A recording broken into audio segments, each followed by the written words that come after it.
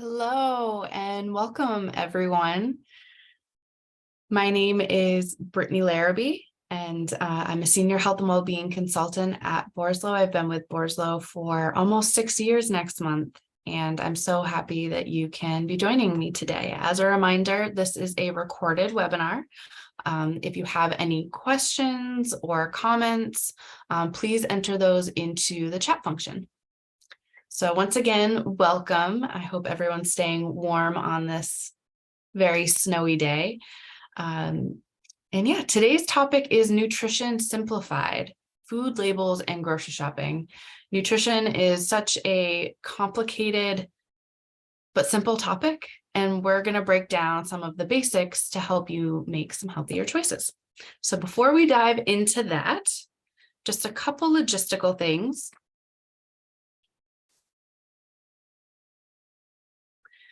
So my name is Brittany again, and I'm part of the Health and Wellbeing team. So I just wanted to remind you that here at Borislow, we look at well-being, health and well-being from a very holistic approach. So we're looking at the whole person, which includes a person's physical well-being, financial, mental, and social well-being as they bring their entire selves to work. So we work with employer groups to help design custom programs and really create measurable steps and actionable results, communication plans, and so much more. And the Health and Wellbeing Team Center of Excellence is a part of a larger network and ecosystem of services. So if you have any questions, please reach out to wellness@borislow.com or your client consultant. Okay, so what are we going to be diving into? I am going to state that this is going to be really simple. We're going to get to the nuts and the bolts, and this is going to last about 15 minutes, and then there will be time for questions and discussion if there are any. So we're going to talk about food labels, specifically looking at fats, fiber, and protein. We're going to talk about ingredients and what specific ingredients do we want to say, yes, please, more of those, in moderation, and no thanks to. And then finally, we're going to tie that all into our grocery shopping and talk about some tips and tricks, really simple things that you can apply to make your grocery shopping as seamless as possible. And before we dive in, why is all of this so important? As many of us are aware, right, what we're eating is fueling our bodies. That is key. Every cell, right, everything from functions that we're not even thinking about to being active and exercising and doing the things we love, having energy for time spent with loved ones, doing things that give us passion and bring us joy. All of that requires energy, and nutrition, how we fuel our bodies, what we eat, what we drink, really does impact how we're going to feel physically, mentally, emotionally. So what we eat is so important and very much a foundational piece of our own personal health and well-being journey. So let's start with some food labels.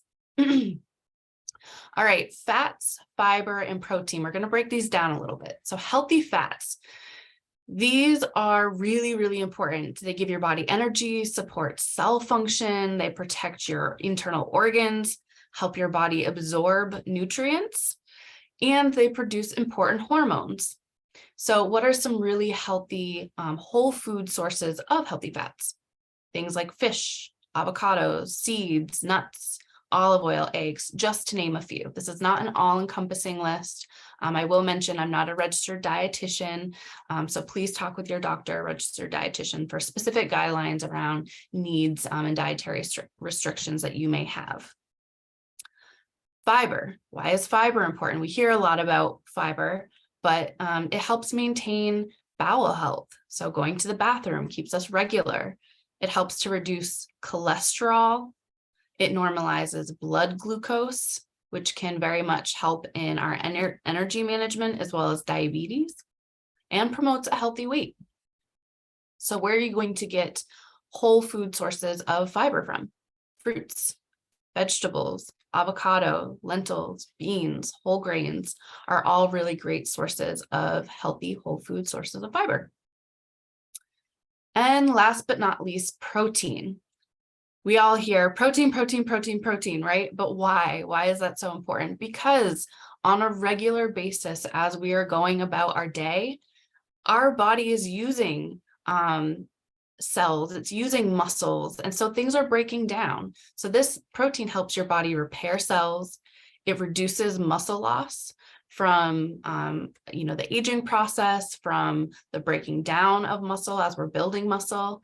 It helps to build lean muscle, and it helps to curb hunger. So some of those healthy whole food sources include fish, seafood, poultry, beef, eggs, and dairy. There are also plant-based sources of protein that you can absolutely explore, but this is the one that I put in here.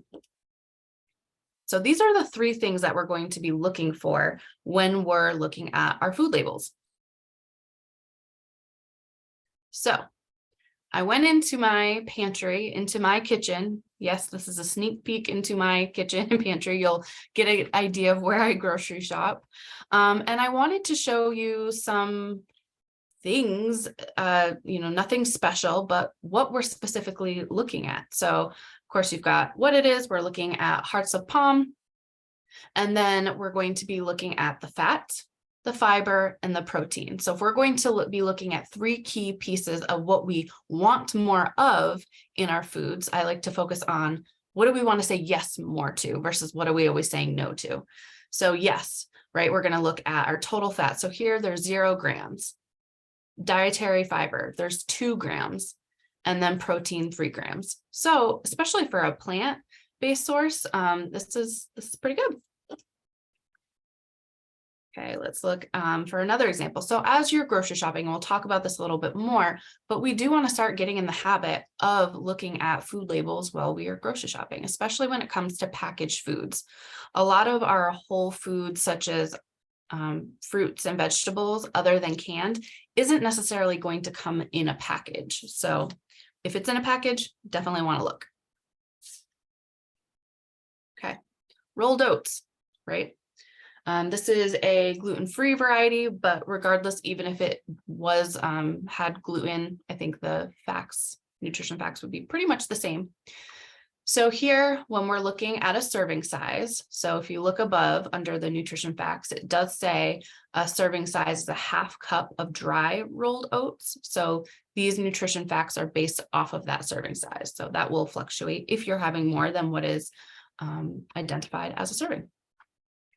But for a 1/2 cup of dry oats, it has a total of 3 grams of fat, 5 grams of fiber, and then 6 grams of protein. So once again, this is a plant-based source and it has a high amount of protein and dietary fiber. When you're looking at the percent daily value, that is based off of a 2,000 calorie diet.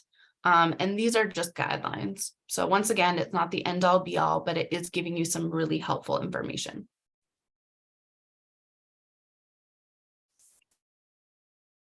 Okay, peanut butter.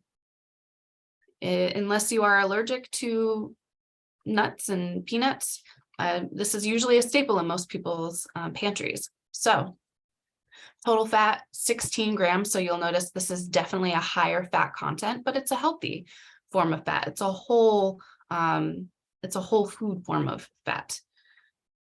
Fiber, 3 grams, and protein, 9 grams. So high on the protein end, high on the healthy fats, and it does have some fiber. And have you noticed that I haven't mentioned anything about calories? Yes, once again, important piece of information, but we really want to look at the quality of what's in the calories versus just the calories themselves. We all know how to look at calories. We all know how to count, but today I wanted to zero in on the fat, fiber, and protein. Okay, another staple, eggs. Okay, so 5 grams of fat per egg, no fiber, and then 6 grams of protein. So eggs are a wonderful source of protein. Okay, and I believe this is the last one for the specifically looking at the fat, fiber, and protein, but this is half and half, right? A lot of people are coffee drinkers, so a lot of people put half and half or cream or something in their coffee. I actually personally don't. I drink my coffee black, but I bought the half and half for a recipe. You'll see a serving size here is 2 tablespoons, okay? And in those 2 tablespoons, you have 3.5 grams of fat, 0 grams of fiber, and less than 1 gram of protein. So most of the calories here are coming from the fat. Okay, now we're going to talk about ingredients, another really important piece of the pie. So when we're talking about ingredients, I've broken them into 3 categories. So we have yes, please, meaning I want more of that. Okay in moderation means, sometimes, right? Just that, in moderation. And no thank you means we really, really want to try to avoid or really limit, okay? So what are we saying yes to? We're saying yes to whole grains, nuts and seeds, fruits, vegetables, healthy fats, whole sources of protein, ingredients that you can pronounce, organic, grass-fed, finished animal products and dairy products, local items. So we want to say yes to those items, okay? And then what do we want to say? Yeah, okay, in moderation too. That would be canned or dried fruits. And the reason being is there's usually, for canned fruit, a lot of times sugar is added. And for dried fruit, because the water, it's a concentrated source, so there's usually more sugar, less water content. Canned vegetables and starchy vegetables, and that's simply because canned vegetables, there tends to be, it's a great option, to have on hand, but we tend to have more nutritional value in fresh vegetables. Starchy vegetables, just keeping those in check. Fruit juice, once again, because of the sugar content, processed meats, and unrefined sugars. So when I say unrefined, I mean things like maple syrup, coconut sugar. Those are the 2 ones that come to mind. Honey, that would be another unrefined sugar source. And what do we want to say no thank you to? So no thanks means we want to avoid this at all costs. And if we're going to have really limit. Trans fats, they're terrible for you. And you don't actually want to look, so on the nutrition label, you don't want to look for trans fats. It's going to be hidden in usually other terminology. So the things you'll want to look for are hydrogenated and or partially hydrogenated fats, okay? If anything says hydrogenated or partially hydrogenated, even if it says 0 grams of trans fat, it still means there's trans fat in there. A little tip, if it's less than 0.05 grams of trans fat per serving, they're able to label it as 0. So little trick, and how many of us actually have a serving size. So just if it says hydrogenated or partially hydrogenated, put that back on the shelf. It's terrible for you. Refined sugars. So this is our white granulated sugar. It is high fructose corn syrup. It's powdered sugar. So those really refined processed sugars. Say no as much as you can to those. Artificial sweeteners, artificial really anything, to be quite honest. Sodium and potassium benzenate, sodium nitrates and nitrates, and those are preservatives. And then ingredients that you can't pronounce. So if you can't pronounce it, if you don't know what it is, probably shouldn't be putting it in your body. That's kind of the general rule of thumb. Okay, so let's take a look at this a little bit. I know this is a little blurry. I tried to zoom in so we could see, but we'll kind of break this down a little bit. We're not going to go through every ingredient, But when we're looking, what are we seeing here? We're seeing the first ingredient on here is organic wheat, okay? And in that, it has in parentheses, organic whole wheat flour, organic wheat flour, okay? So one of the things that I really like to look in bread products, so this is a bagel, is you want to look for enriched. If it says enriched anything, enriched wheat, enriched, that means something has been stripped from it. And then they put the nutrients back in more of a synthetic way. So really wanting like the whole grain in there. A couple other things, so water, it says they've got their Epic Everything seed and topping mix, and it tells you what's in there. So really, for the most part, as we're looking at this, a lot of the ingredients are organic. They are whole foods. When we do get down, we will see there is some sugar in there. So a little bit of sugar in items, you can work with that. But ultimately, we're looking at how long is the list? Do I know how to pronounce things on this list? Now, if sugar, one thing to be aware of too, is the order of the ingredients is also giving you some information of the ratio. So if sugar was the first ingredient on here, that would mean that's one of the primary ingredients, but it's lower on the list. So we know there's not too much. Here's another example. This was not something I actually bought. I haven't tried it yet, so I don't know if it's good, but it sounds good. Chocolate granola butter, okay? So if we look at the ingredients, gluten-free oats, olive oil, maple syrup, coconut oil, cacao powder, rosemary extract, and salt. All of those things, I know what they are, right? And there's 1, 2, 3, 4, 5, 6, 7 ingredients. Not so bad, right? My understanding is this is kind of an alternative to like a Nutella or a hazelnut spread. So a healthier option. It looks like they're using the unrefined sugars. They're using healthy oils. So yeah. Okay. Salsa. A lot of people like salsa. So when we're looking at the ingredients, once again, I'm seeing whole foods as the first ingredients: corn, black beans, red bell peppers, onions, jalapeno peppers, cane sugar. So that is an ingredient on there. Typically, when I'm going grocery shopping, I really try to find products that don't have any sugar in them. But, it's also nice to be able to showcase that sugar ends up in a lot of different products, especially processed things that are packaged.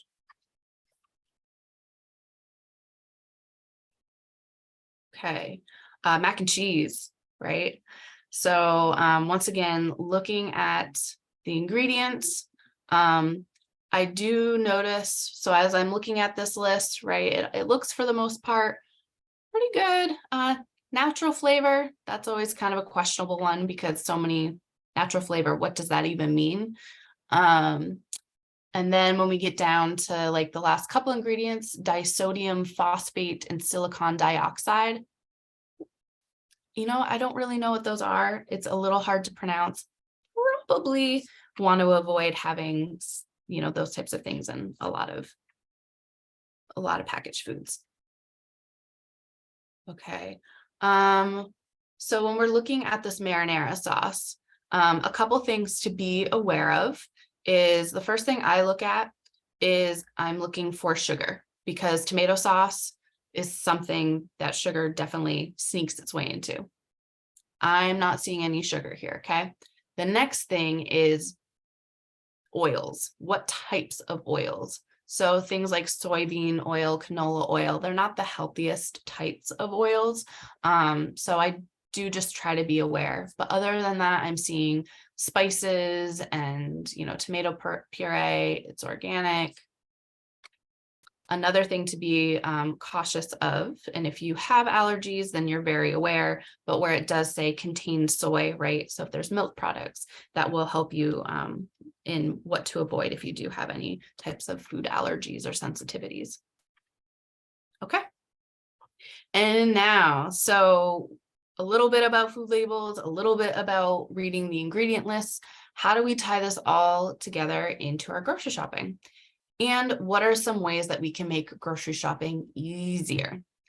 I'm bringing it right back to the basics. So preparation is key for anything that you want to be successful for, including your grocery shopping and healthy eating journey. So to set yourself up for success and your family up for success, first things first, check the pantry, your fridge, and your freezer. What do you have that you need to use up? What do you have on hand that you maybe are feeling inspired by? So take stock of what you do have. The next step is to map your meals out based on the week.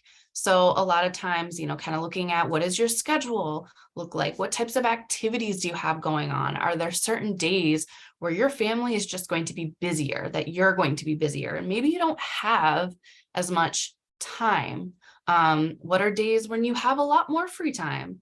And kind of planning based off of your week and the amount of time you have available.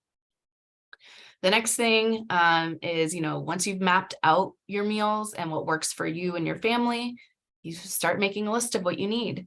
And then I know sometimes when I'm making a list, I'll even put like, oh, I don't know about that spice. So I'll put like a question mark and then double check the pantry again before I head out, because there's no need in buying things you don't need. And then the last tip is make sure that you eat before you go, or at least that you're not hungry before you go grocery shopping. This really helps you avoid temptation. And, you're going through the baking section and saying, oh, but those cookies, or like that ice cream in the freezer aisle, or when you're at the checkout line and you see all the fun things like the candy and the chips and the soda, whatever that might be. So just set yourself up for success so that you're less likely to kind of buy all these want items at the end, and stick to your grocery shopping list. Okay, so now that you're at the store, right, you've prepared to have a successful grocery shopping week or grocery shopping trip. Now you're at the store. What are some tips there? Shop the perimeter. So that means the outside of the grocery store. And shopping the perimeter is where you will find your produce, your fruits and veggies. That's where you'll find your dairy. So your cheeses, your milk, your cottage cheese, your yogurts, all of that. It's also where you'll find your meats, right? And yeah, so all of your whole foods, things that are less likely to be in a package, or if they are in a package, it's more for convenience purposes, right? Like for example, spinach. There's spinach that you can buy depending on where you grocery shop, where it's kind of loose leaf, and then there's other spinach where it comes in a package. So shop around the perimeter and do that first. I also, depending on how your grocery store is set up, start in the produce section. A lot of places, the produce section is the first place you walk through, right? And that's also helpful because then you can see how much color am I adding into my cart, right? Do I have a nice variety of the colors of the rainbow? And that's how you're starting off your trip, is with your fresh produce. The second is to, as you're starting to go down the middle aisles, where you need some of those ingredients that are in packages, even things like spices and nuts, a lot of times those can be in the middle aisles. But if you are getting something like tortilla chips or salsa or whatever it might be, read the nutrition labels. Once you get into the habit, it really doesn't take too much longer, and you'll be able to start training yourself to kind of skim through so that you don't have to read the entire list. You kind of know what to look for. But start to look at the nutrition labels. Start to read the ingredient lists. And that will provide you some really helpful information. You can start to kind of compare and contrast. Okay, so tying it all back together, we want to look at food labels. We want to look at our ingredient lists and prepare for a successful grocery shopping trip.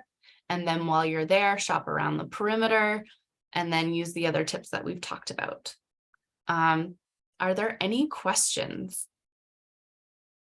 Feel free to go ahead and put those in the chat. if you have any specific questions, I'm more than happy to help you. I love grocery shopping and meal prep and all that good stuff. So happy to share. Oh, awesome. I'm glad this was helpful.